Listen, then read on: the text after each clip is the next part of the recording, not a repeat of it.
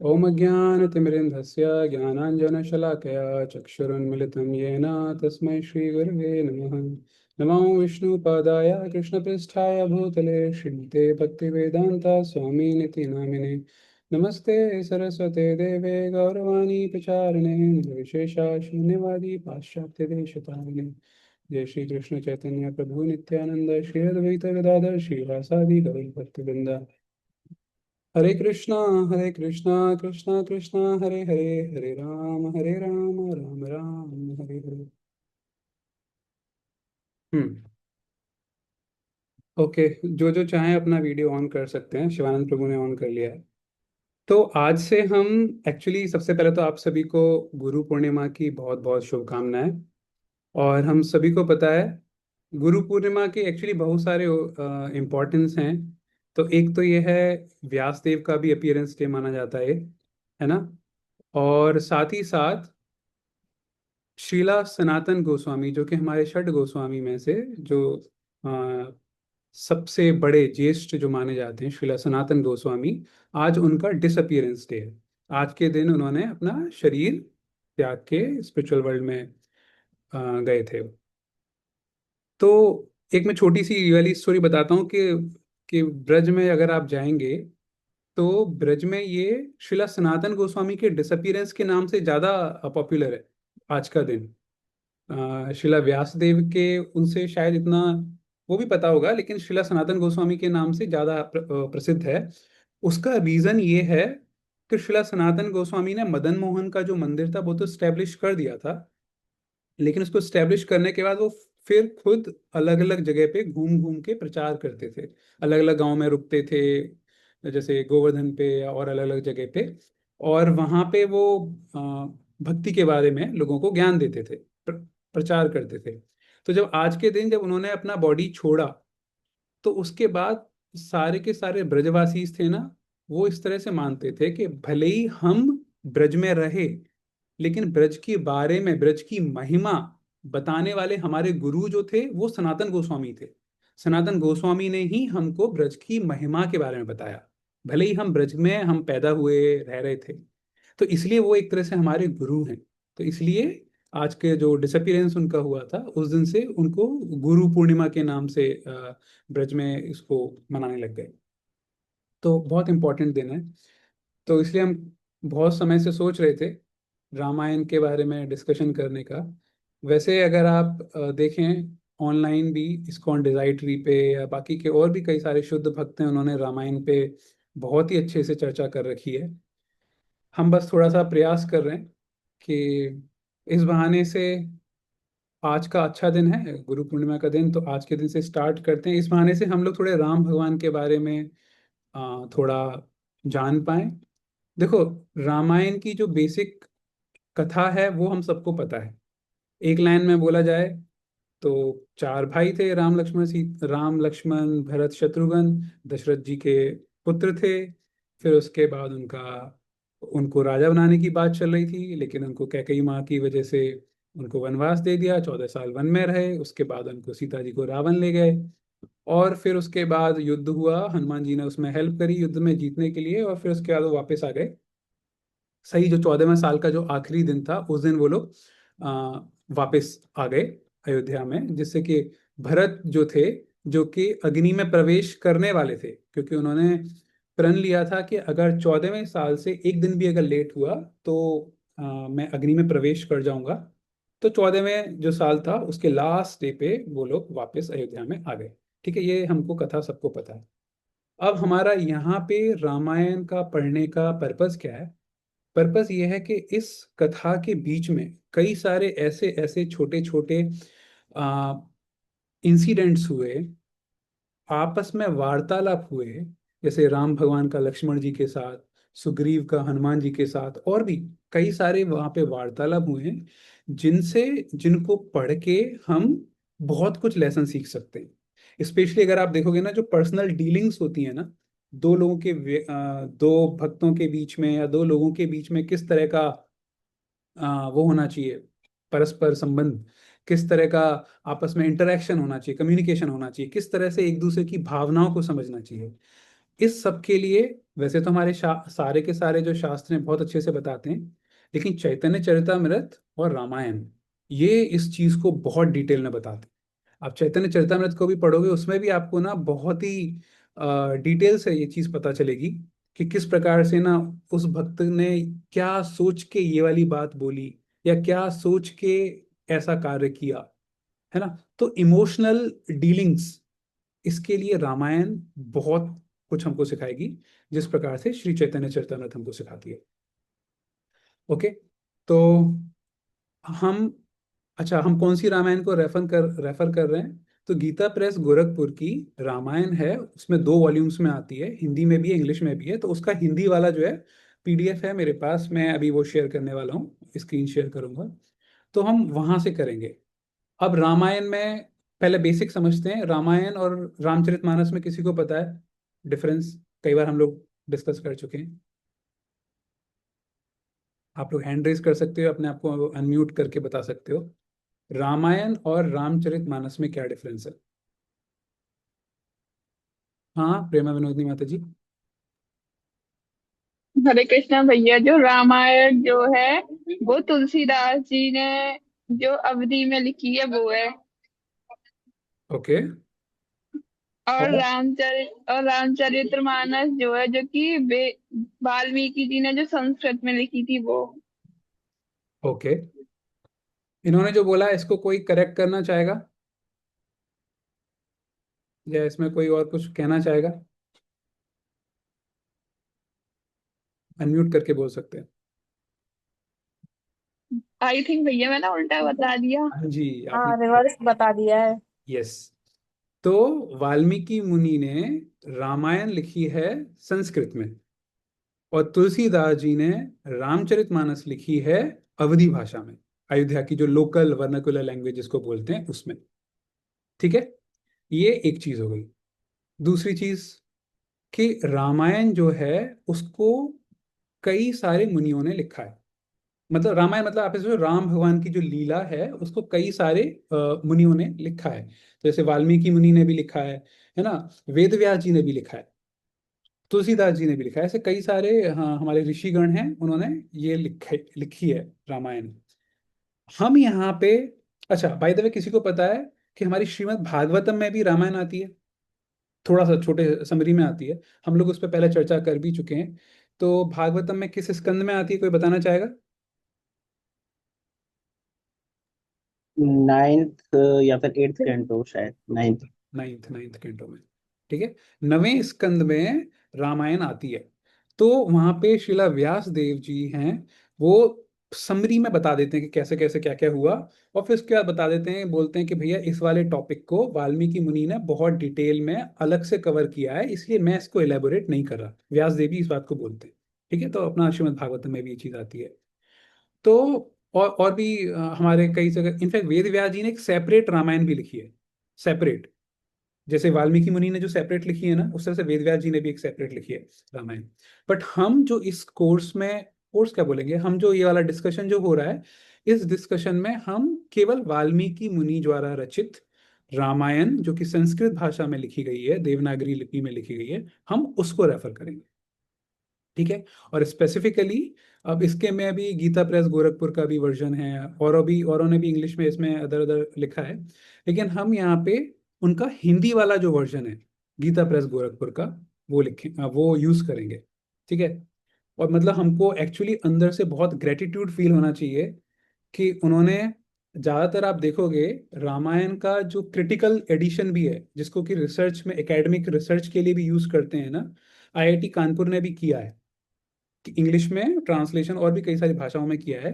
लेकिन रामायण में 7 स्कंद कह सकते हैं या 7 कांड कह सकते हैं, तो आईआईटी कानपुर ने भी केवल 6 कांडों पे डिटेल में वो किया है। जैसे शिला प्रभुपाद ने इस्कॉन में किया है ना, वर्ड मीनिंग, एक एक वर्ड उसका मीनिंग और फिर उसका ट्रांसलेशन, ऐसे है ना। आईआईटी कानपुर का भी वैसा है, उसमें सारे वर्ड मीनिंग कवर नहीं किए, लेकिन थोड़े थोड़े कवर किए वर्ड मीनिंग। लेकिन वो भी स्टार्टिंग के 6 कांड का है। कौन कौन से कांड हैं? बाय द वे, किसी को 7 कांड के नाम पता है सीक्वेंस में रामायण का? किसी को? ओके, ठीक है। अच्छा, या हाँ मानसी बोलो। बालकांड, अयोध्या कांड, अरण्य कांड, किष्किंधा कांड, सुंदर कांड, लंका कांड और Uttarkand. I think very good very sequence good. थोड़ा सा गलत हो सकता है मे बी। नहीं नहीं, सेम सीक्वेंस है। लंका कांड को युद्ध कांड भी बोलते हैं। ठीक है। तो ये टोटल 7 कांड है। तो कई जगह पे जो उत्तर कांड है ना, उसको वो लोग यूज नहीं करते, या फिर उत्तर कांड को ज्यादा वो नहीं करते, इंपॉर्टेंस नहीं देते। हाँ, लेकिन गीता प्रेस गोरखपुर में सातों कांड बहुत अच्छे से एक्चुअल संस्कृत में श्लोक और उसका एक्चुअल हिंदी में जो वर्ड वो है ट्रांसलेशन, वो है। तो हम अच्छे से रेफर कर सकते हैं। इस क्लास के बाद मैं आपको किष्किंधा कांड का जो पीडीएफ है वो भी भेज दूंगा। ठीक है, ये बेसिक हो गया। तो हमारी रामायण में 7 कांड हैं। और किसी को आइडिया है रामायण में कितने श्लोक हैं टोटल? हाँ, 24,000 आई थिंक। हाँ, 24। 24,000, yes, yeah. हाँ, 24,000 श्लोक रामायण में। महाभारत में कितने? जस्ट ऐसे ही। 1 lakh, right? Yes, 1 lakh Mahabharat में। श्रीमद् भागवतम में कितने? 22? 18,000। आप दोनों ने 24 बोला। हाँ। नहीं नहीं नहीं, मैंने 18,000। 18 हाँ। हाँ। हाँ, 18,000 है ना श्रीमद् भागवतम में। जस्ट ऐसी क्वेश्चन है, श्रीमद् भागवतम में कितने अध्याय हैं? मतलब 335। 335। ठीक है, स्कंद कितने हैं? 12। 12। ठीक है। ये चीजें एक्चुअली क्या है ना, अगर हमको ओवरव्यू पता होता है ना किसी शास्त्र का, तो उसको पढ़ने में थोड़ा इजी हो जाता है, उसको समझने में, पढ़ने में, है ना। इसलिए ये थोड़ा फैक्चुअल डिटेल्स हमने डिस्कस किया। ओके, तो अभी मैं स्क्रीन शेयर करता हूँ, है ना। अच्छा, थोड़ा सा मैं इतना बताता हूँ। बालकांड में थोड़ा सा बैकग्राउंड आता है राम भगवान का। और थोड़ा सा वो जो कैकई और दशरथ की वो जो एपिसोड होता है ना, जब युद्ध में जा रहे होते हैं, और दशरथ के जो रथ होता है, रथ का जो पहिया होता है वो आ, उसका वो जो एक्सेल जो होता है ना, बीच वाला, वो टूट जाता है। तो उसमें कैकई अपनी उंगली डाल के उस रथ को बचा लेती है, और फिर दशरथ महाराज जीत जाते हैं उस युद्ध को। तो उसके बाद फिर वो वरदान कहते हैं कि भैया आप 2 वरदान ले लो। फिर कैकई वरदान बाद में लेती है। तो ये सारा का सारा बालकांड में आ जाता है। बालकांड के एंड में राम भगवान को वनवास मिल जाता है। ठीक है। तो अब वो जो है बालकांड और थोड़ा सा अयोध्या कांड में। और फिर उसके बाद जो अरण्य कांड जो आता है, अरण्य कांड में भगवान जी एक्चुअली में अरण्य में एंटर कर चुके हैं। अरण्य का मतलब क्या होता है? फॉरेस्ट, है ना संस्कृत में। तो अरण्य कांड में जब वो वहां पे चित्रकूट और ये सारी सारी जगह पे जो है, वहां पे अरण्य कांड में आता है। और उसके बाद अभी जो किष्किंधा कांड है, अरण्य कांड में ही रावण सीता जी को उठा के ले जाता है। और अब राम भगवान और लक्ष्मण जी सीता जी को ढूंढना स्टार्ट करते हैं, सर्च करना। ठीक है, ये अरण्य कांड के लगभग एंड में ऐसा है। जटायु वाला एपिसोड हो चुका है, जटायु से मिल चुके हैं, जटायु ने थोड़ा डिटेल बता दिया है। ठीक है।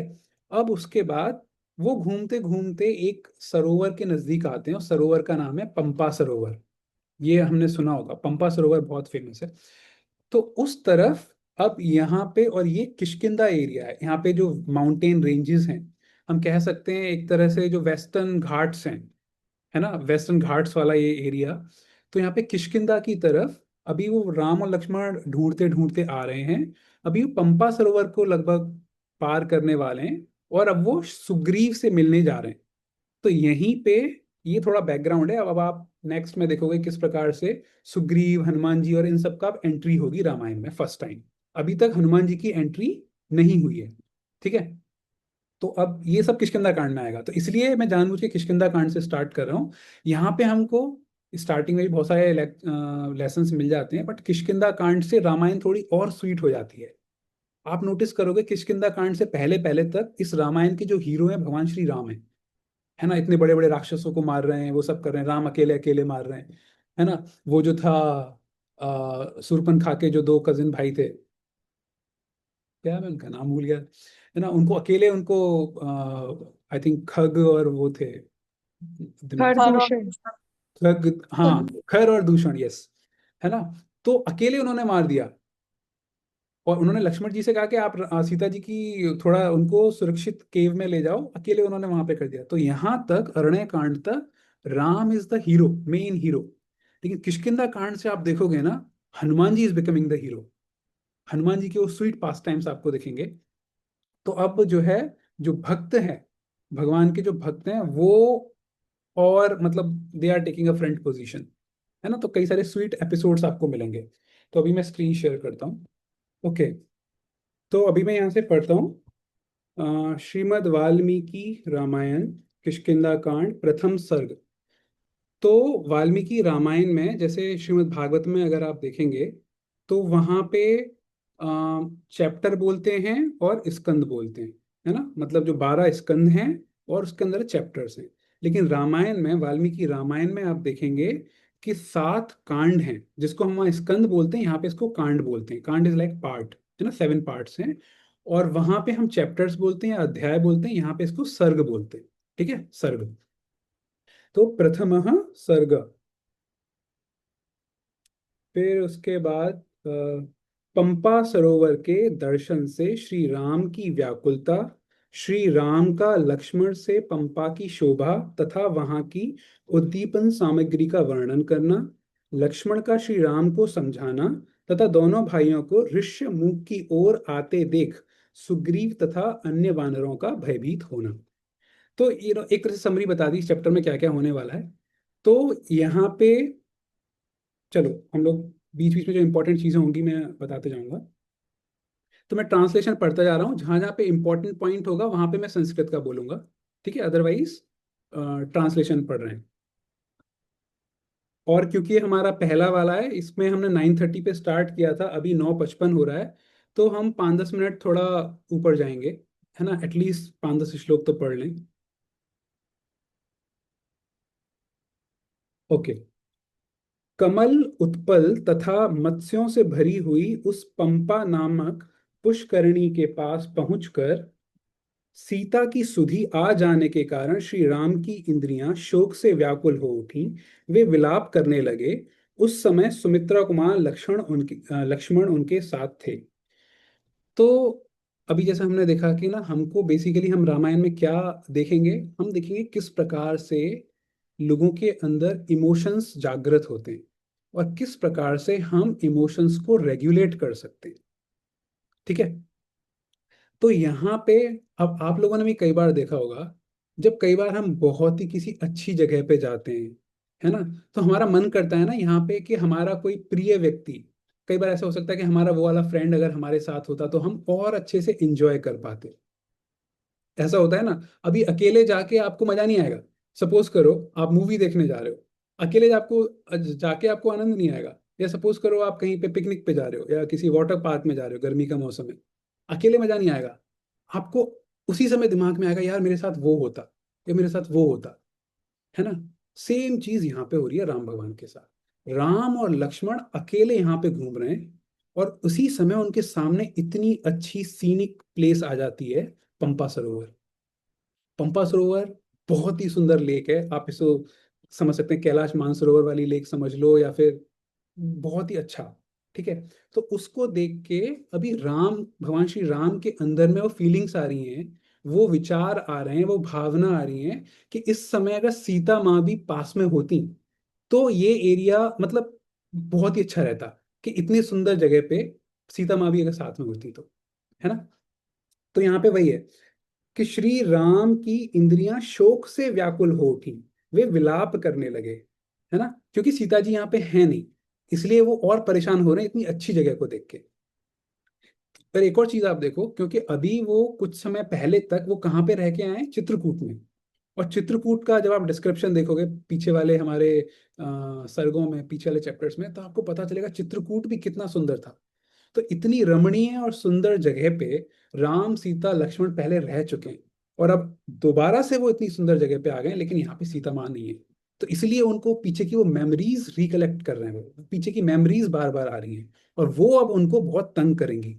तो आप ये चीज नोटिस करोगे, ये वाला चैप्टर थोड़ा बड़ा है, लगभग 100 के आसपास इसमें श्लोक हैं, और ज्यादातर श्लोक में यही चीज आ रही है, राम भगवान की फीलिंग्स। ठीक है। तो इसको ध्यानपूर्वक देखना, आपको थोड़ा इमोशनल एस्पेक्ट समझ में आएगा। ठीक है। ओके। फिर नेक्स्ट सेकंड वाला श्लोक, सीता के नेत्र मुख आदि का किंचित सादृश पाकर हर्षोल्लास से श्री राम की सारी इंद्रियां चंचल हो उठी। उनके मन में सीता के दर्शन की प्रबल इच्छा जाग उठी। उस इच्छा के अधीन से होकर वे सुमित्रा कुमार लक्ष्मण से इस प्रकार बोले। अब राम भगवान लक्ष्मण जी से बात कर रहे हैं। सुमित्रा नंदन, अच्छा सुमित्रा नंदन मतलब लक्ष्मण जी की जो मम्मी है उनका नाम सुमित्रा है ना, तो सुमित्रा के नंदन, तो सुमित्रा नंदन मतलब लक्ष्मण जी को रेफर कर रहे हैं। सुमित्रा नंदन, यह पंपा कैसी शोभा पा रही है। इसका जल वैदूर्य मणि के समान स्वच्छ एवं श्याम है। इसमें बहुत से पद्म, पद्म मतलब कमल, और उत्पल खिले हुए हैं। तट पर उत्पन्न हुए नाना प्रकार के वृक्षों से इसकी शोभा और भी बढ़ गई है। सुमित्रा कुमार, देखो तो सही, पंपा के किनारे का वन कितना सुंदर दिखाई दे रहा है। यहाँ के ऊंचे ऊंचे वृक्ष अपनी फैली हुई शाखाओं के कारण अनेक शिखरों से युक्त पर्वतों के समान सुशोभित होते हैं। तो आप ना थोड़ा सा इसको इमेजिन करने की कोशिश करो। यहाँ पे बहुत ही माइन्यूट प्रिसाइज डिस्क्रिप्शन आ रहा है, तो आप इसको जरा इमेजिन करने की कोशिश करो इस तरह का। परंतु मैं इस समय भरत के दुख और सीता हरण की चिंता के शोक से संतप्त हो रहा हूँ। मानसिक वेदनाएं मुझे बहुत कष्ट पहुंचा रही हैं। अब यहाँ पे आप देखिए, राम भगवान को केवल सीता माँ का वो नहीं लग रहा कि सीता माँ का अंदर से दुख हो रहा है कि वो किडनैप हो चुकी है, वो नहीं है। यहाँ पे उनको भरत का कष्ट भी समझ में आ रहा है, वो भी वो पेन फील कर पा रहे हैं। आप लोगों को पता होगा अयोध्या कांड का जो 100वां चैप्टर है, जिसको कच्चित सर्ग भी बोलते हैं, जहाँ पे भरत मिलाप हुआ था। भरत महाराज राम भगवान को वापस लेने आए थे। वहां पे उन्होंने खूब कोशिश करी थी, भरत ने, कि राम भगवान को लेके वापस चलते हैं, लेकिन राम भगवान बिल्कुल नहीं माने।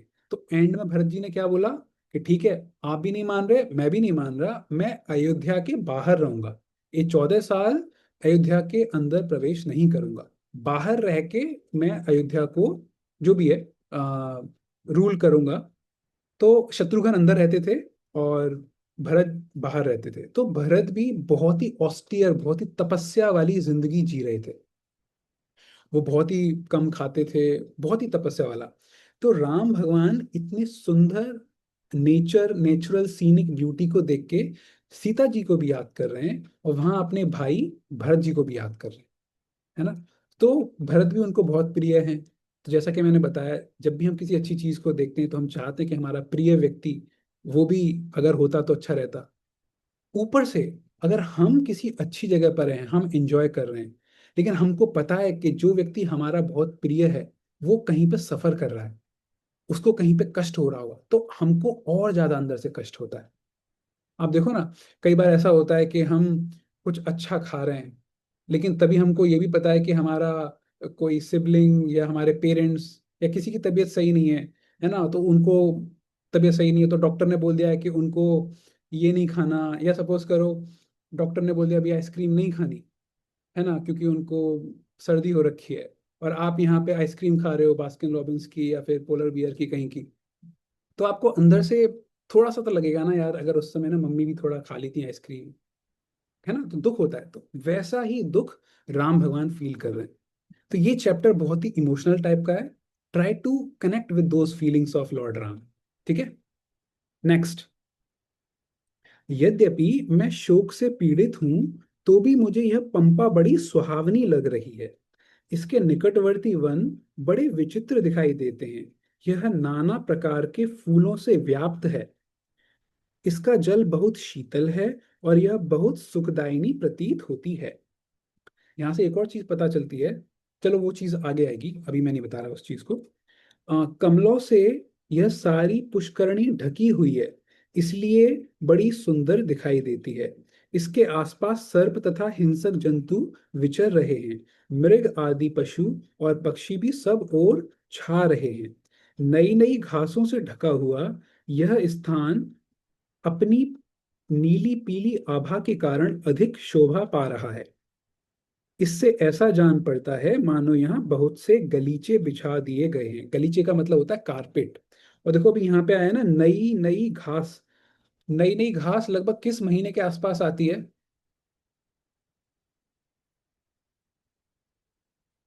शायद नवंबर अक्टूबर के आसपास। सीरियसली? I सावन think नहीं, Sawan. इसी मंथ। कौन से मंथ मानी? भैया सावन। भैया सितंबर। नहीं यार, यहाँ पे ज्योग्राफी के महान, यहाँ पे ज्योग्राफी की प्रोफेसर भी हैं, पता है? डॉक्टर सुजेता माता जी, वो मुंबई यूनिवर्सिटी में ज्योग्राफी की प्रोफेसर हैं। तो तो आप उन सबके सामने नवंबर अक्टूबर बोल रहे हो? जुलाई। एक्चुअली बेस जब हमारा रेनी सीजन शुरू होता है ये जुलाई और इस समय तो शुरू हाँ, लगभग उससे पहले चैत्र हम बोल सकते हैं, चैत्र के आसपास का जो टाइम होता है ना। तो राइट। अगर मैं गलत हूं तो आप बता सकती हैं सुजेता माता जी। ओके। ओके, ठीक है, मुझे पता है आप हम्बली बता रहे नहीं है, बट यस। तो चैत्र के आसपास का जो टाइम होता है ना। बाय द वे, हम लोगों का बहुत ही क्लोज ग्रुप है, 22-23 लोग हम जो हैं। तो हम लोग ऐसे आपस में इस तरह से बातचीत करते रहते हैं, तो हम बिना किसी हेजिटेशन के ऐसे बात कर सकते हैं। तो लगभग चैत्र के आसपास का टाइम, मतलब होली जब तक निकल चुकी होती है वो वाला टाइम, पतझड़ हो चुका होता है उसके लगभग बाद का टाइम। ठीक है। ये मैंने इसलिए पूछा क्योंकि आगे के श्लोकों में ना ये चीज आने वाली है। ठीक है, अभी नई नई घास के बारे में बात हुई है। फिर यहाँ पे आया है नेक्स्ट श्लोक। चारों ओर वृक्षों के अग्रभाग फूलों के भार से लदे होने के कारण समृद्धिशाली प्रतीत होते हैं। ऊपर से खिली हुई लताएं उनमें सब ओर से लिपटी हुई हैं। सुमित्रा नंदन, इस समय मंद मंद सुखदायिनी हवा चल रही है, जिससे कामना का उद्दीपन हो रहा है। सीता को देखने की इच्छा प्रबल हो उठी है।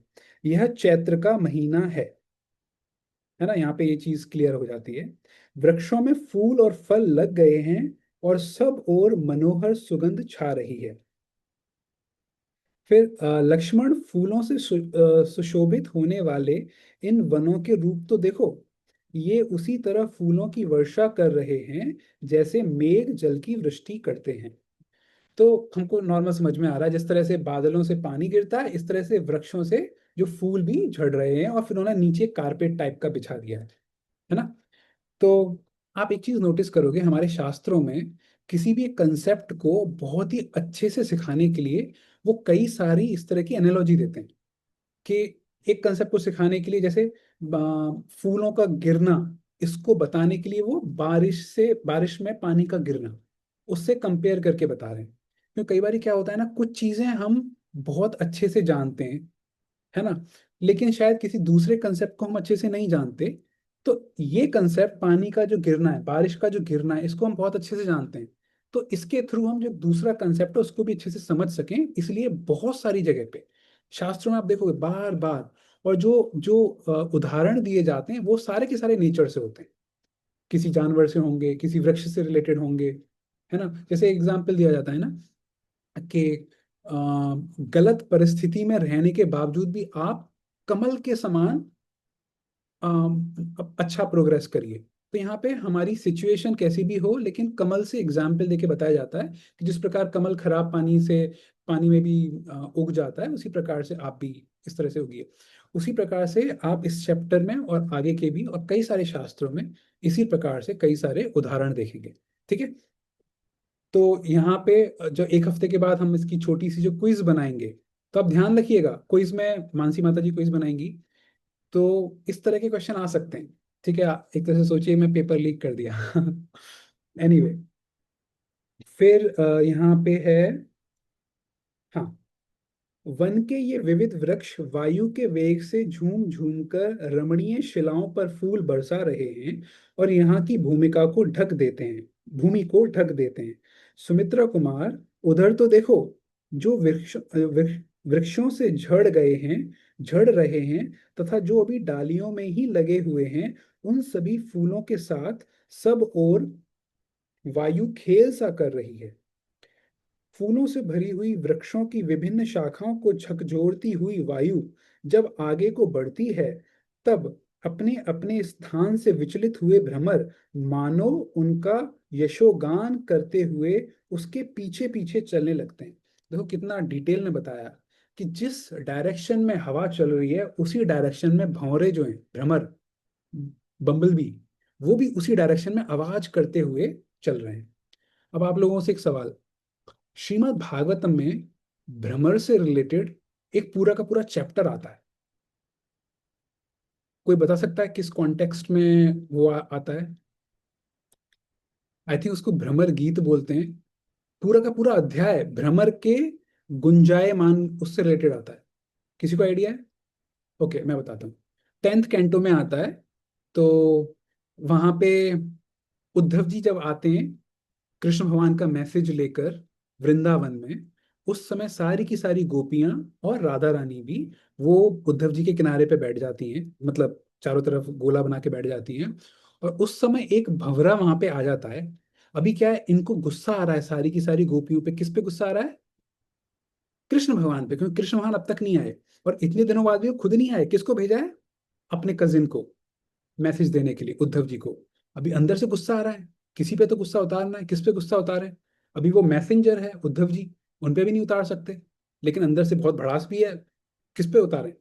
उस समय वो पास में जो भंवरा जो वो घूम रहा होता है, आवाज कर रहा होता है, उसको वो कृष्ण भगवान समझ के या कृष्ण भगवान की उपमा देके वो उसको सुनाती है कि जिस तरह से ये भंवरा ब्लैक है, कृष्ण भगवान भी श्याम रंग के हैं। और फिर जैसे भंवरा एक पुष्प से मधु लेके, हनी लेके फिर इधर निकल जाता है, कृष्ण भगवान भी वृंदावन में कुछ समय बिताने का द्वारका निकल लिए, हमको तो ध्यान ही नहीं दिया। ऐसे करके ना उस भंवरे को बहुत सुना रहे सारी की सारी गोपियां।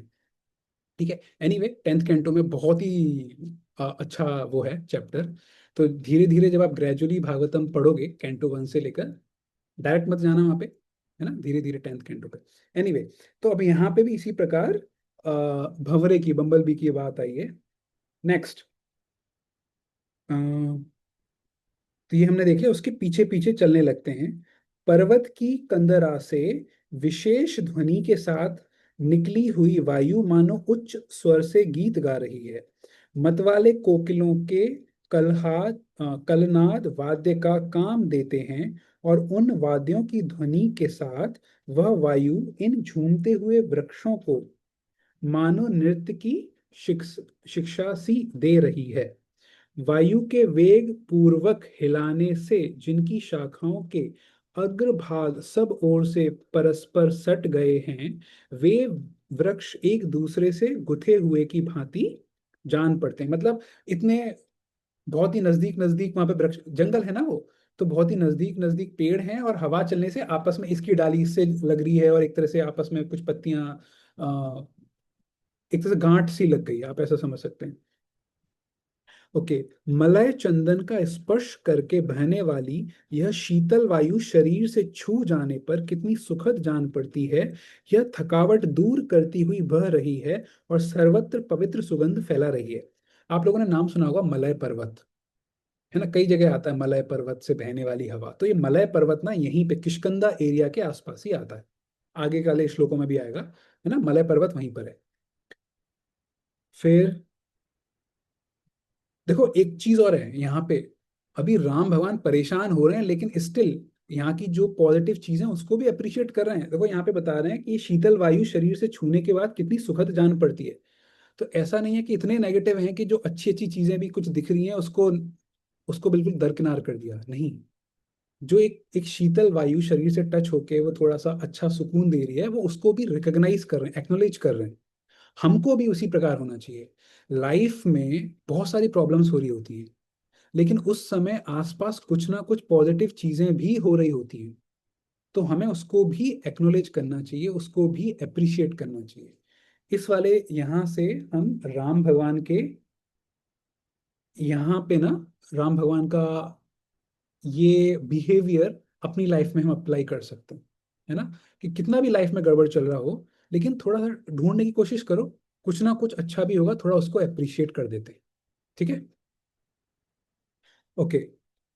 मधुर मकरंद और सुगंध से भरे हुए इन वनों में गुनगुनाते हुए भ्रमरों के व्याज से ये वायु द्वारा हिलाए गए वृक्ष मानो नृत्य के साथ गान कर रहे हैं। यानी वृक्ष इतना डांस कर रहे हैं, मतलब इतना हिल रहे हैं, ऐसा लग रहा है कि वो नृत्य कर रहे हैं। अपने रमणीय पृष्ठ भागों पर उत्पन्न फूलों से संपन्न तथा मन को लुभाने वाले विशाल वृक्षों से सटे हुए शिखर वाले पर्वत अद्भुत शोभा पा रहे हैं, जिनकी शाखाओं के अग्रभाग फूलों से ढके हैं, जो वायु के झोंके से हिल रहे हैं तथा भ्रमरों को पगड़ी के रूप में सिर पर धारण किए हुए हैं, वे वृक्ष ऐसे जान पड़ते हैं मानो इन्होंने नाचना गाना आरंभ कर दिया है।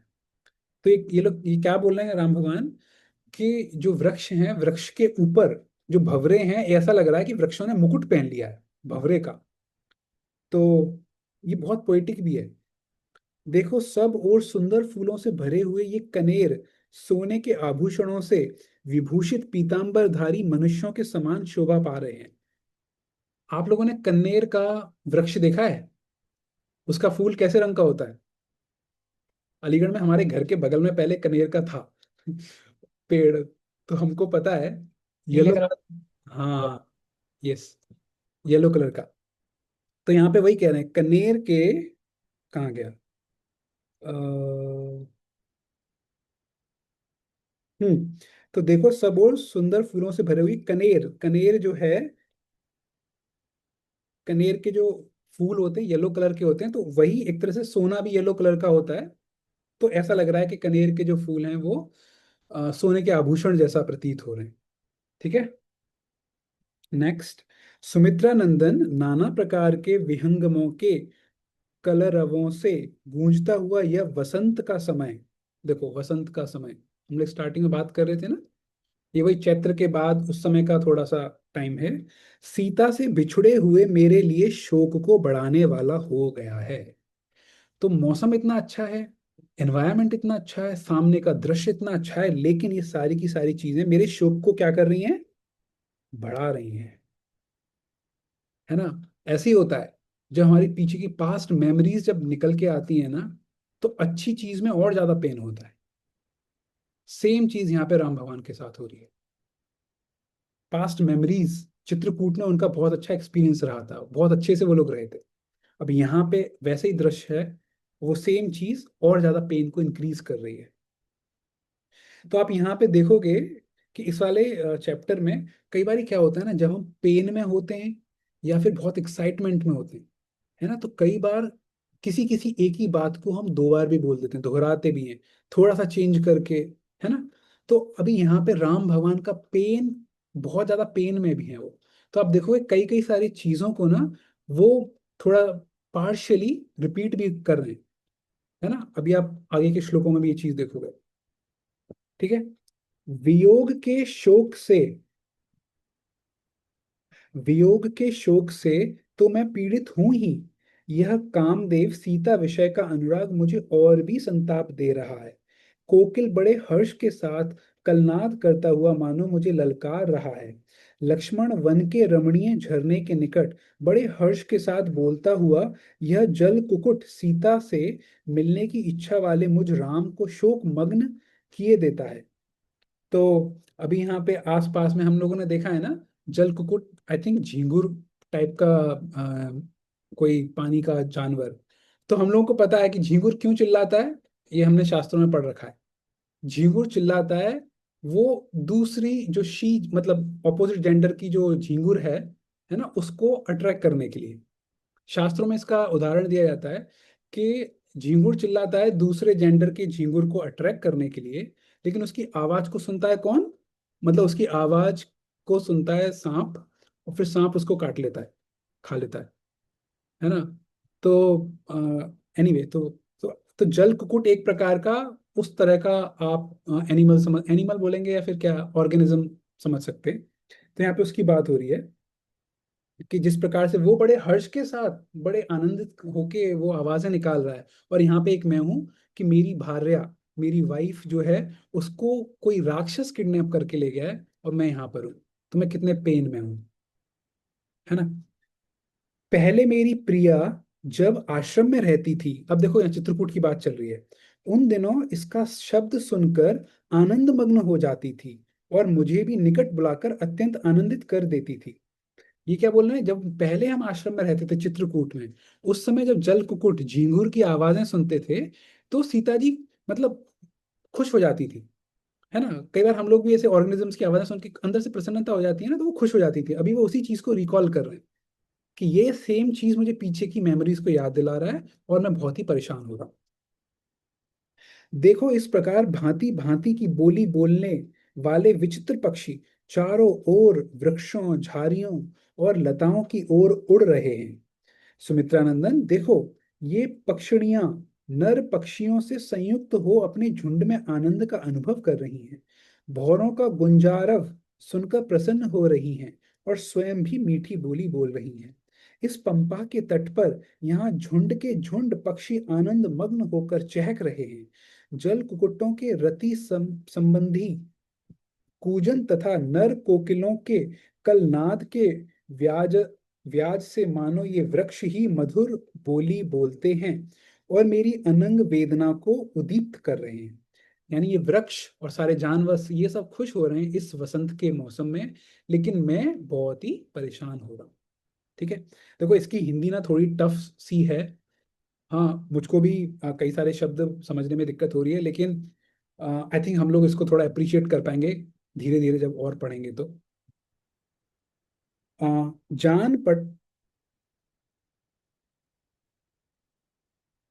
जान पड़ता है यह वसंत रूपी आग मुझे जलाकर भस्म कर देगी।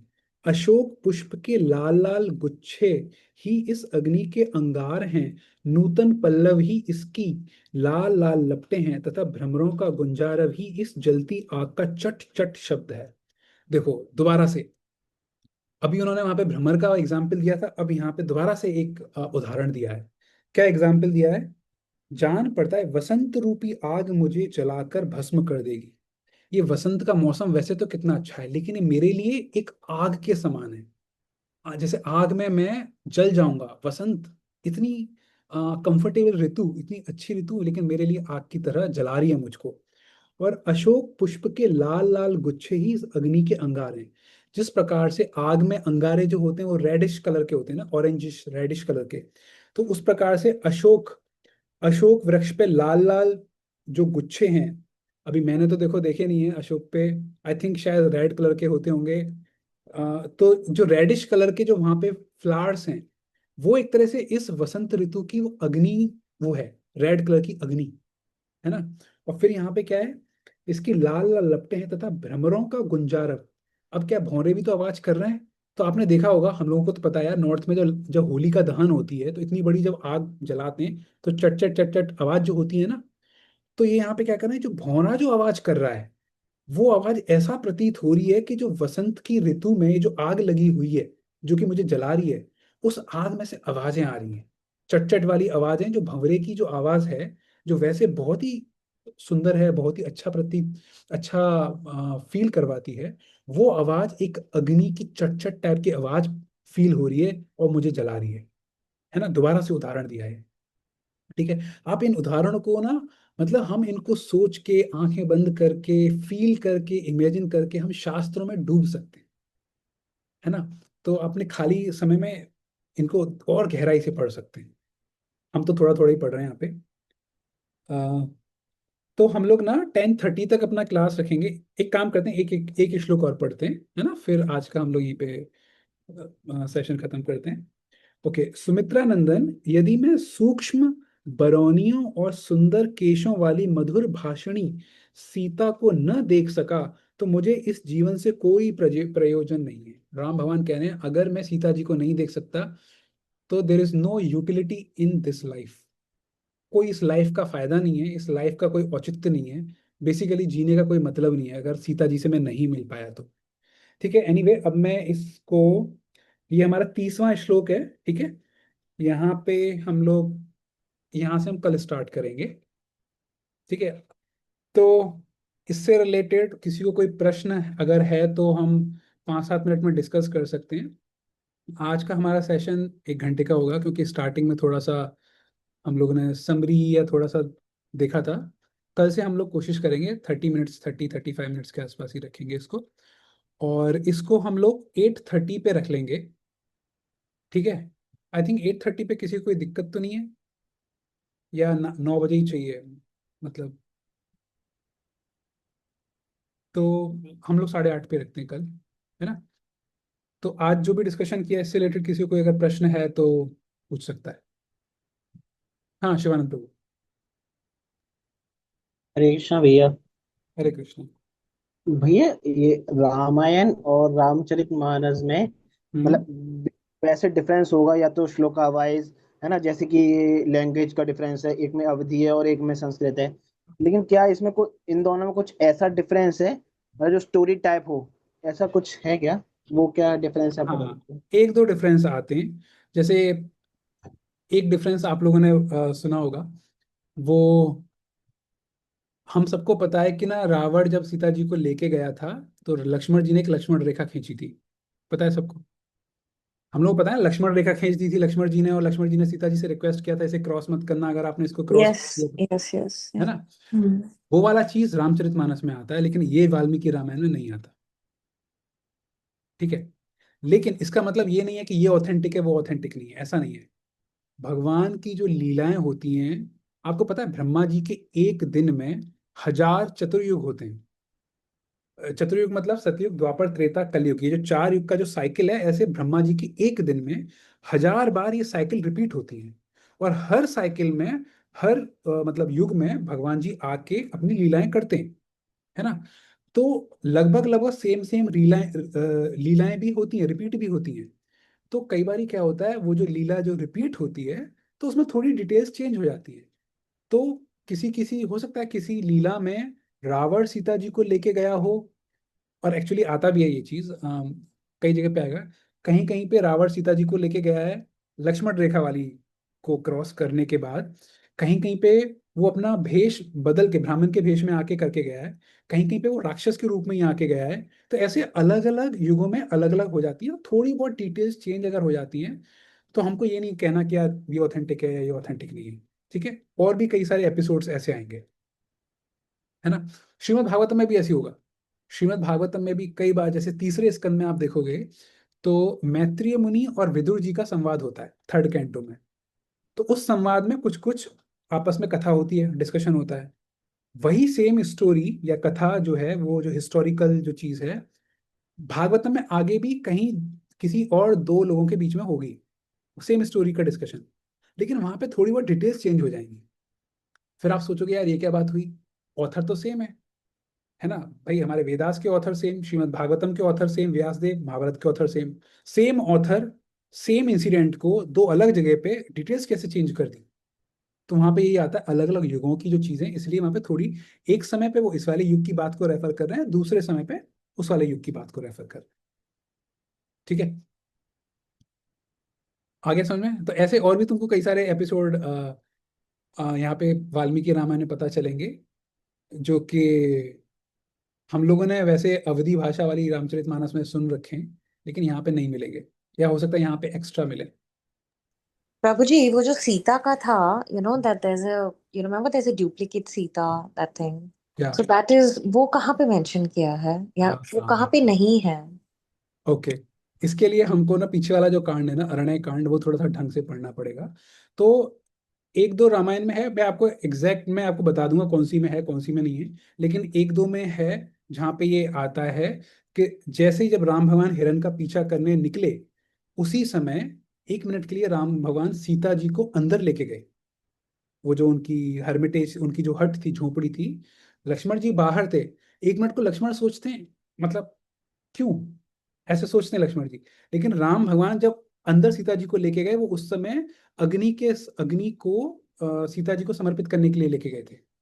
तो एक जगह पे ये आता है। अब कौन से वाले में कौन सा आता है, ये मैं आपको एग्जैक्ट बता दूंगा चेक करके। जी जी जी जी ठीक है? जी। एक कंब रामायण है, व्यास देव की आनंद रामायण है, फिर वाल्मीकि रामायण है, फिर तुलसी रामायण है ना? तो कहीं पे आता है कहीं पे नहीं आता, तो इसलिए एनीवे, किसी और को कोई प्रश्न? हरे कृष्णा। हरे कृष्णा प्रशांत जी। तो जी मेरा प्रश्न ये है कि जैसे कि अभी आपने बताया था कि ब्रह्मा जी का एक दिन में चार चतुर्योग है जो वो 1000 बार रिपीट होते हैं, राइट? या तो मतलब अ, भगवान लीला करते हैं वो इतने टाइम में।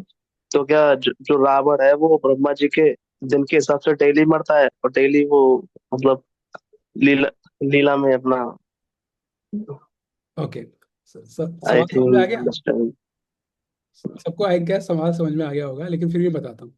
इनका सवाल ये है कि जिस प्रकार से भगवान ब्रह्मा जी के एक दिन में हजार बार ये युग आते हैं, हजार बार सतयुग आएगा, हजार बार त्रेता युग, हजार बार द्वापर युग, हजार हजार बार कलयुग। और हर युग में भगवान अवतार लेंगे, ठीक है। और हर युग में फिर वो राक्षसों को मारते भी हैं। तो क्या हर युग में भगवान रावण को मारते हैं? या फिर इसको इसी तरह से भी एक्स्ट्रापोलेट या इंट्रापोलेट करके कह सकते हैं, क्या हर युग में कंस आता है और कंस को भगवान कृष्ण मारते हैं, है ना? या हर युग में हिरण्यकश्यप आता है, उसको मारते हैं? नहीं। अगर आप ऐसे सोचो, अगर सारे के सारे युगों में सारे के सारे सेम सेम राक्षस आ रहे हैं, सेम सेम भगवान लीलाएं कर रहे हैं, सब कुछ सेम हो रहा है, तो यार ये तो वैसा हो जाएगा ना, एक तरह से बोरिंग टाइप की चीज नहीं हो जाएगी? पहले से आपको सब पता है क्या होने वाला है, एक ही चीज रिपीट रिपीट होती जा रही है। और जबकि हमारे शास्त्र क्या बोलते हैं, स्पिरिचुअल डोमेन में हमेशा चीजें नई नई होती हैं, हमेशा, है ना? तो हमारे संसार में, यूनिवर्स में राक्षसों की कमी नहीं है, रावण जैसे कई सारे और भी राक्षस हैं, है ना? तो एक बार एक्चुअल रावण को मार दिया, किसी किसी बार दूसरे राक्षस को मार दिया, है ना? तो इस तरह से अलग अलग हो जाता है। इसी तरीके से ऐसा भी नहीं है हर युग में राम भगवान आते हैं। आपको पता होगा कृष्ण भगवान, ब्रह्मा के जो हजार चतुर्युग हैं, उसमें से कृष्ण भगवान केवल एक बार आते हैं, केवल एक बार। सातवें मनवंतर के 28वां जो उनका चतुर्युग होता है उसमें आते हैं। ये फिफ्थ कैंटो और थर्ड कैंटो श्रीमद् भागवत में डिटेल में आता है। तो हजार के हजार चतुर यानी हजार द्वापर हुए। तो हजारों, जो हजार द्वापर हैं, सारे के सारे हजार द्वापर में कृष्ण भगवान नहीं आए हैं। कृष्ण भगवान केवल एक ही द्वापर में आए, लेकिन बाकी और द्वापर युगों में कृष्ण भगवान के अवतार आए। अलग अलग अवतार होते हैं ना, किसी में जैसे अलग अलग अवतार होते हैं भगवान के। जैसे सेकंड वाला श्लोक कौन सा है शिक्षाष्टकम का? नाम नाम कार्य बहुधा निज सर्व शक्ति तत्रार्पिता स्म, वो है ना? तो नाम नाम अकार बहुधा निज सर्व शक्ति, जिस प्रकार से भगवान के नाम बहुत सारे हैं, है ना, अनगिनत, इनफाइनाइट भगवान के नेम्स हैं, उसी प्रकार भगवान के अवतार भी अनगिनत हैं। तो अलग अलग अवतार आते हैं, कभी फिश अवतार में आते हैं, कभी टॉर्टोइज अवतार में आते हैं, कभी हॉर्स अवतार में आते हैं। हॉर्स अवतार का नाम क्या है, किसी को पता है? कल काल्की की सर, अवतार आई थी। क्या, काल्की। किसने बोला ये? कल की अवतार को हॉर्स अवतार बता? अगर हॉर्स पे बैठ के आएंगे वो हॉर्स अवतार नहीं है। Sorry, I got confused. ठीक है, कल्कि का ऐसा है, वो हॉर्स पे बैठ के आएंगे, लेकिन एक उनका हॉर्स अवतार है। तो ओके, मैं हिंट देता हूँ। आ, कर्नाटक, दशावतार में आता है ना शायद उसका। आ, दशावतार में शायद आता है, मुझे अभी एग्जैक्टली याद नहीं। मुझको नाम याद नहीं आ रहा, बट हम्म, आता है उस अवतार में। ओके, मैं एक अश्विन हिंट दे ये देता प्रभु जी पहली बार सुना है मैंने, और सप्ताह ये पहली बार सुना है मैंने। हूँ। कैसी बात करो, मैंने कई बार अपनी पहले की क्लासेसों में भी मैंने ये नाम ले चुका हूँ, बट भैया जो अश्विन कुमार है वो। देखो फिर से गड़बड़। अरे अश्विन कुमार कौन है? हॉर्स की बात नहीं कर रहा, हॉर्स अवतार की बात कर रहा हूँ। मतलब ठीक है, मैं बताता हूँ, कोई चैट जीपीटी पर सर्च नहीं करेगा बाय द वे, मैं बता ही देता हूँ। एक हिंट देता हूँ, कर्नाटक में, जनरली कर्नाटक में एक स्वीट बनाई जाती है, उस स्वीट का नाम भी सेम है। यीशु ने और हमने सेंटर पे जाके, वहाँ के इस्कॉन टेम्पल में जाके कई बार खाई है वो स्वीट। अगर इनको पता हो, यीशु को पता है तुम्हें? अब देखो, मैसूर। कोई बता रहा है वेदास को बताने, मानसी जी बोल रही है। एक बात बताओ, वेदास को बचाने के लिए हॉर्स अवतार क्यों आएगा? वेदास के साथ क्या दिक्कत हो रही थी कि बहुत ज्यादा पानी बहुत बढ़ रहा था, है ना? और पानी में वेदास डूबने वाले थे, है ना? और डूबते हुए वेदास को बचाने के लिए घोड़ा आएगा? वो तो सेंस नहीं बनता ना यार। पानी में डूबते हुए को बचाने मछली आ सकती है। तो मत्स्य अवतार आया था वेदों को बचाने के लिए, घोड़ा अवतार नहीं आया था। तो हयग्रीवा जो है, ओके मैंने नाम बता ही दिया, हयग्रीवा वो है अवतार, वो कृष्ण भगवान का हॉर्स अवतार है। तो आप ऐसे देखो, कई लोग बोलते हैं कि भगवान क्या केवल ह्यूमंस के लिए होते हैं? नहीं जी, ऐसा नहीं है।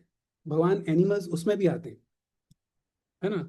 मत्स्य अवतार हो गया, फिश में टॉर्टोइज वाला अवतार हो गया, हॉर्स वाला हो गया, सिंह, नरसिंह देव, तो उसमें भी आते हैं। और कई सारे तो हमें पता भी नहीं है, 84 लाख यूनि होती है ना, 84 लाख स्पीशीज। तो अलग अलग उसमें आते हैं भगवान जी। हमें कुछ कुछ पता है, कुछ कुछ नहीं पता। ठीक है, अब मैं आपको एक और चीज बताता हूँ। ठीक है, देखो मुझे पता है, 2 मिनट और है ना, इंटरेस्टिंग सी चीज है। आप ऐसे सोचिए, ये चीज वैसे रामायण में थोड़ा बाद में भी आएगा, और लेकिन फिर भी आप, रामायण में कैसे आता है, अभी तो यहाँ पे पंपा सरोवर इसका डिस्कशन हो गया, ठीक है, उसके बाद कि हनुमान जी का राम भगवान के साथ डिस्कशन हो रहा है, फिर उसके बाद नेक्स्ट एपिसोड में आएगा कि अब हनुमान जी राम भगवान वो सब सुग्रीव के पास पहुंच गए, ठीक है, और बस उसमें एक श्लोक में आ गया कि हनुमान जी राम भगवान और लक्ष्मण को अपने साथ लेके वहां पे किष्किंधा पर्वत के ऊपर चले गए सुग्रीव के पास, ठीक है। तो पहला सीन वहां पे था कि नीचे है पर्वत के, राम भगवान लक्ष्मण और हनुमान जी आपस में बात कर रहे हैं। ये आगे आएगा वैसे, जितना समझ में आया उतना समझ लो। और अगले सीन में, अगले श्लोक में आ जाता है कि अब हनुमान जी का, राम भगवान का, सुग्रीव का डिस्कशन हो रहा है ऊपर। तो आप एक बात सोचो, पर्वत कितना ऊंचा होगा, है ना, वहां पे हनुमान जी राम लक्ष्मण को लेके जा रहे हैं साथ साथ अपने साथ। तो क्या इतने दौरान जब वो वॉक कर रहे होंगे तो क्या वो चुप रह के जाएंगे, क्या आपस में बात नहीं करेंगे क्या? भाई रामायण में हमको थोड़ा थोड़ा सीन बताया गया है कि ओके यहाँ पे ये हुआ, फिर ये हुआ, फिर ये हुआ, लेकिन इसका मतलब ये नहीं है कि इसके बीच में कुछ और चीजें नहीं हुई, और भी बहुत कुछ हुआ है। इसलिए जो है ना, कोई दूसरी रामायण जो है वो हो सकता है उस वाली चीज को कवर कर रही हो। फॉर एग्जाम्पल, चैतन्य चरितमृत है, वो चैतन्य महाप्रभु को बहुत डिटेल में डिस्क्राइब करती है ना। लेकिन जो बाकी की और जो लीलाएं हैं, महाप्रभु की भी कुछ कई सारी लीलाएं, उनको छूट छूट गई हैं वो लीलाएं। तो उसके लिए चैतन्य भागवत है, वो उन वाली लीलाओं को डिस्क्राइब करती है। तो ये सारे के सारे ग्रंथ मिलके एक होलिस्टिक रिपोजिटरी बना देते हैं। तो ये भी जरूरी है, ये वाला ग्रंथ भी जरूरी है। तो कई सारी चीजें पता करने के लिए हमको, कई सारी डीप बातें पता करने के लिए हमको ये देखना होगा कि कोई सारी कुछ कुछ चीजें जो लिखी हुई नहीं है, वो वाली चीज भी एग्जिस्ट करती हैं। ये वाला बात, ये वाला कॉन्टेक्स्ट मैंने किस कॉन्टेक्स्ट में ये वाली चीज बताई, वो मैं इस कॉन्टेक्स्ट में बताई कि हो सकता है कि पूरे के पूरे 84 लाख योनियां जो हैं, हर योनि का, हर योनि में जिसमें भगवान जी आए हैं, भगवान ने अवतार लिया है, वो हो सकता है हमारे शास्त्र में नहीं लिखा हो। लेकिन इसका मतलब ये नहीं है कि उन योनियों में भगवान ने अवतार ना लिया हो। जिस प्रकार से और भी कई सारी चीजें, हमारे शास्त्र, हम लोगों की कलयुग में बहुत ही कम बुद्धि है हम लोगों में, है ना। भागवतम के पहले स्कंद के पहले चैप्टर का 10वां या 11वां श्लोक, उसमें आता है कि मंद सुमंद मतियो मंद भाग्य। हमारी मंद बुद्धि है, मंद सुमंद मतियो मंद भाग्य। भाग्य भी हमारा गड़बड़ है, बुद्धि भी गड़बड़ है, सब कुछ तो गड़बड़ है। ऐसे में हम कितना समझ पाएंगे? तो इसलिए कई कई सारी चीजें हमारे शास्त्रों में नहीं भी बताई गई हैं, लेकिन इसका मतलब ये नहीं है वो एग्जिस्ट नहीं करती, ठीक है। एनीवे, अभी मैं हयग्रीवा अवतार पे किस कॉन्टेक्स्ट में आया था? प्रशांत प्रभु के क्वेश्चन से, जो उन्होंने क्वेश्चन हाँ, किया। Thank you. तो प्रशांत प्रभु का सवाल ये था कि हर युग में रावण आते हैं, तो रावण जैसे और कई सारे राक्षस हर युग में आते हैं सर्टेनली। आप ये देखो ना, भगवत गीता में कृष्ण भगवान ने क्यों ये वाली बात की, यदा यदा ही धर्मस्य ग्लानिर्भवति भारत अभ्युत्थानम अधर्मस्य तदात्मनम सृजाम्यहम्, है ना। यदा यदा ही धर्मस्य ग्लानिर, जब जब धर्म की ग्लानि होती है, जब जब धर्म नीचे जाता है, तब तब मैं आता हूँ। भाई धर्म नीचे कौन लेके जाएगा? रावण और कंस जैसे राक्षसी तो नीचे लेके जाएंगे। तो वो लोग तो आते हैं सर्टेनली, लेकिन सेम रावण आएगा दोबारा दोबारा नहीं भाई। वो रावण इतना फॉर्चुनेट या अनफॉर्चुनेट नहीं है जो हर बार वो आएगा, ठीक है। तो पॉइंट मैं जो बता रहा था वो ये था कि ब्रह्मा के एक दिन में राम कृष्ण भगवान भी एक बार ही आते हैं, ठीक है। फिर ब्रह्मा जी का नेक्स्ट डे होगा, तब कृष्ण भगवान दोबारा आते हैं। इसी प्रकार से चैतन्य महाप्रभु इज ऑल्सो कृष्णा, चैतन्य महाप्रभु भी ब्रह्मा जी के एक ही दिन में आते हैं, ठीक है। ओके, लास्ट क्वेश्चन शिवानंद प्रभु। भैया आपने बताया कि वो चेंज होता है ना, तो क्या सोल चेंज होती है कि मतलब सोल तो वही रहता होगा, शायद शरीर चेंज हो जाता हो, क्योंकि भगवान भगवत गीता में कहते हैं ना अर्जुन को, हे अर्जुन ऐसा ना, मतलब ऐसा नहीं हुआ कि पिछले युग में तुम ना रहे हो या फिर मैं ना रहा हूँ। तो वो डायरेक्टली बता रहे हैं ना कि मतलब पिछले जन्म में भी, मतलब पहले हम भी थे। तो मेरा क्वेश्चन ये है, तो क्या मतलब सोल वही रहता है? जैसे मान लो रावण का जो सोल था उसके अंदर भी सोल था, अब वो आएगा नेक्स्ट युग में केवल शरीर चेंज करके आएगा, मतलब सोल वही है क्या? तो ये क्वेश्चन है। नहीं नहीं नहीं नहीं, मैं जो स्टार्टिंग में जो मैंने आंसर जो दिया था ना, वो मैंने सोल के लेवल पे ही दिया था। देखो, भगवान के हाथों या भगवान के सामने अगर कोई व्यक्ति प्राण त्यागता है, आवाज आ रही है? भगवान के सामने या भगवान के हाथों कोई प्राण त्यागता है तो उसको मुक्ति मिलती है। ये फिलॉसफी माधवाचार्य और हमारे सारी की सारी परंपराएं हमारे शास्त्रों में लिखा हुआ है। तो ये वाला जो सोल है ना, जो रावण जो गया, या कंस जो मर गया, वो तो गया स्पिरिचुअल वर्ल्ड, वैकुंठ। ठीक है, या वो हायर प्लैनेट्स पे जाएगा, जो भी है, वो दोबारा नहीं आएगा अनलेस भगवान खुद उसको बुलाना चाहे। तो कई कोई दूसरा राक्षस प्रवृत्ति का सोल वो आ जाएगा, सेम सोल बार बार नहीं आएगा। इसका मतलब तो आप ये कह रहे हो कि ना, कि भगवान मारते हैं फिर भी कुछ असर नहीं पड़ता उस पर है ना, ऐसा नहीं है ना। भगवान के मारने से भी, शिशुपाल, आपको पता है शिशुपाल को जब भगवान ने उसका सर काटा था, उसको सयुज्य मुक्ति मिली थी। मतलब आप ऐसे सोचो कि ना, वो लिबरेट हो गया था वो। ठीक है, तो नया सोल आता है, नया राक्षस, ब्रांड न्यू राक्षस। ठीक है, लास्ट क्वेश्चन किसी को कोई पूछना है तो पूछ सकता है, अदरवाइज वील क्लोज। भैया बोलो। भैया ये एक राक्षस को एक जन्म सेकेंड, देने एक वाला सेकेंड, कौन है? प्रशांत प्रभु, एक मिनट। प्रशांत प्रभु और शिवानंद प्रभु के अलावा किसी और को कोई सवाल हो तो आप पूछ लो। ये जो मालूम। आपने ये जो अभी आपने रामायण दिखाई थी, रामायण में हर श्लोक के बाद ना किसी किसी पे वो लिख रहा है 29 1.5, हाँ 31। तो हाँ, उस 1.5 का मतलब क्या है? Wow, good question. Sanskrit poetry में एक शब्द होता है छंद। छंद का अच्छा। मतलब होता है एक मीटर। ठीक है, तो इस प्रकार से अगर संस्कृत में देखा जाए, संस्कृत ग्रामर में, संस्कृत व्याकरण में, तो कई अलग अलग मीटर्स होते हैं, है ना। मेजॉरिटी जो हमारी रामायण है और हमारी श्रीमद् भागवतम है और मेजर पार्ट ऑफ महाभारत भी, वो अनुष्टुप छंद में लिखा गया है। अनुष्टुप छंद का मतलब क्या होता है? एक श्लोक जिसमें 32 सिलेबल्स होंगे, और वो सिलेबल्स आठ आठ के, सॉरी हाँ, आठ आठ के चार पार्ट्स होंगे। जैसे मैं अभी यदा यदा ही धर्मस्य वाला बोला, तो यदा यदा ही धर्मस्य, ये टोटल 8 सिलेबल्स हो गए। ग्लानिर्भवति भारत, अनादर 8। अभ्युत्थानम अधर्मस्य, नेक्स्ट 8। तदात्मनम सृजम्य अहम, नेक्स्ट 8। तो ये 32 सिलेबल हो गए। और इन सिलेबल में भी जो अनुष्टुप छंद जो होता है ना, उसमें प्रॉपर ये बताया गया है कि जो सेकंड सिलेबल होगा वो होगा दीर्घ। दीर्घ का मतलब होगा आ, ई, उ, ये वाला। जैसे यदा, य, दा, है ना। जो सेकंड वाला जो अल्फाबेट है, जो सिलेबल है, वो य, दा। दा is the second alphabet, second syllable, है ना, यदा यदा, है ना। तो इस तरह से वो एक मैथमेटिकल फॉर्मेशन है। उसका एक फायदा ये भी होता था कि आप संस्कृत में कोई सा भी श्लोक है, क्योंकि ज्यादातर वो अनुष्टुप छंद में अगर उन्होंने कंपाइल किया है, तो आप बता सकते हो किसी ने इसमें मैनिपुलेट किया है। अगर उसमें कुछ, कि सेकंड वर्ड अगर दीर्घ नहीं है, उसमें है सेकंड वर्ड दीर्घ होना चाहिए, एर्थ होना चाहिए, फिर ये होना चाहिए, वो होना चाहिए, है ना। मैथमेटिकल वो है कंस्ट्रक्ट। तो अगर वैसा नहीं हुआ, आप तुरंत पता कर सकते हो कि यहाँ पे किसी ने छेड़छाड़ी की है उस श्लोक के साथ, है ना। आप भगवत गीता में ज्यादातर श्लोक सब अनुष्टुप छंद के हैं। श्रीमद् भागवतम में कई कई हैं जो दूसरे छंदों के भी हैं। ठीक है, अब यहाँ पे जो हाफ वाला जो है, उसका मतलब क्या है? एक पूरा जो होगा, इसका मतलब उसमें 32 सिलेबस होंगे। अगर उसमें हाफ लिखा है, इसका मतलब उसमें ये वाला जो श्लोक है, उसमें 8 और भी, बेसिकली 3 लाइन वाला हुआ है शायद श्लोक, है ना। तो उस टाइप से। अमेजिंग। हम्म, एक्चुअली कई सारे जो छंद है ना, वो महाभारत में दिख जाएंगे। रामायण में और भागवतम में तो अनुष्टुप ज्यादा रहता है। ठीक है, किसी और को कोई प्रश्न है, प्रशांत प्रभु और शिवानंद प्रभु के अलावा? एक्चुअली जब हम क्वेश्चन आंसर डिस्कस करते हैं ना, तब होती है चर्निंग, एक्चुअल डिस्कशन, मजा तब आता है। ठीक है, लेकिन मुझे पता है आप लोगों का डिनर भी होगा। आप लोग चाहो तो अपना हेलो। डिनर करते करते कर सकते हो। हाँ जी। इजाजत हो तो मेरा एक प्रश्न है। ये सुदेश प्रभु अम, कौन है, मैं पहचान नहीं पाया।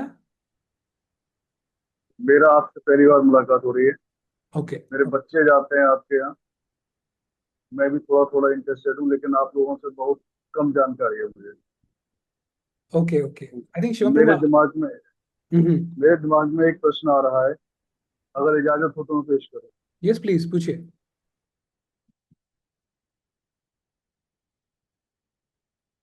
अपना सोल प्रश्न। मतलब वन टाइम आती है, जैसे रावण की जो आत्मा थी। रावण रावण को जैसे राम ने मारा था, तो मारने के बाद वो मुक्ति पाया। तो जैसे आपने एक बार का बताया, लेकिन इससे पहले कहीं जिक्र आया है या मैंने पढ़ा है या सुना है कि रावण की जो आत्मा थी, उस आत्मा के 3 बार के लिए श्राप मिला था कि वो 3 बार मतलब असुर प्रवृत्ति में आएगा, उसके बाद उसको मुक्ति मिलेगी। हाँ तो जी। इस बात को सिर्फ एक बार के लिए कहना कैसे पॉसिबल है कि हाँ साहब वो एक बार ही आएगी आप। हाँ, ओके। तो आपने जो कॉन्टेक्स्ट बताया ना, ये रावण वाला, ये रावण के कॉन्टेक्स्ट में यस 3 बार है।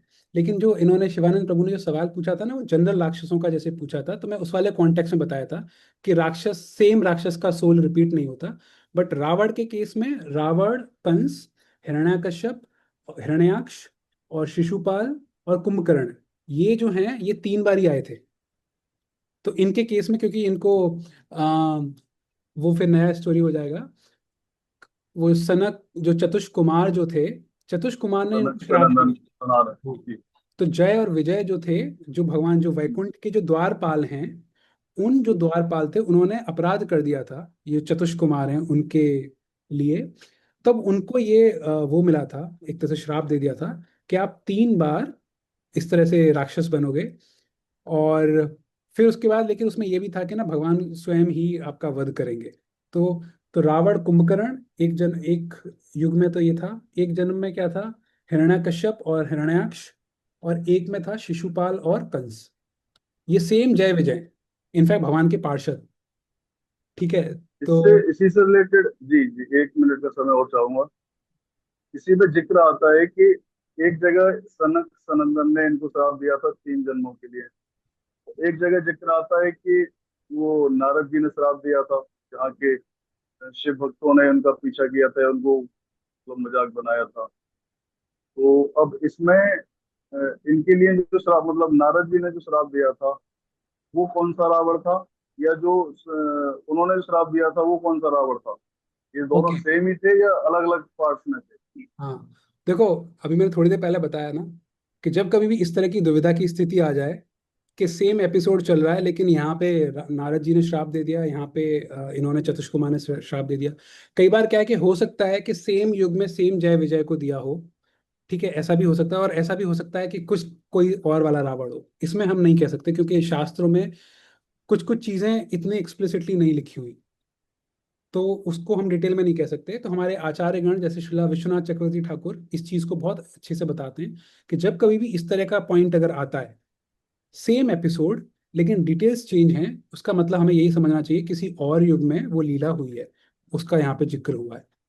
तो किसी और युग में नारद जी ने हो सकता है दिया हो, जय विजय ने फिर दोबारा से हो सकता है है ना, गलती। कह सकते हैं ना, एक है ना, कह सकते हैं हरि अनंत हरि कथा अनंता, सहत सुनत बहुत सब सुनता है। जिसके यस। दिमाग में जैसा आता है वो अपने हिसाब से बात बताता है।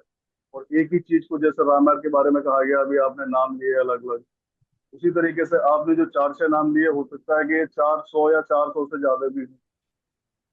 आई थिंक सो, हाँ, मेरा बट मानना है नहीं। हाँ, दैट क्योंकि इज। अब उन सबकी जानकारी हमें नहीं है ना। अब हर हर बुक में हर बात नहीं दी जा सकती।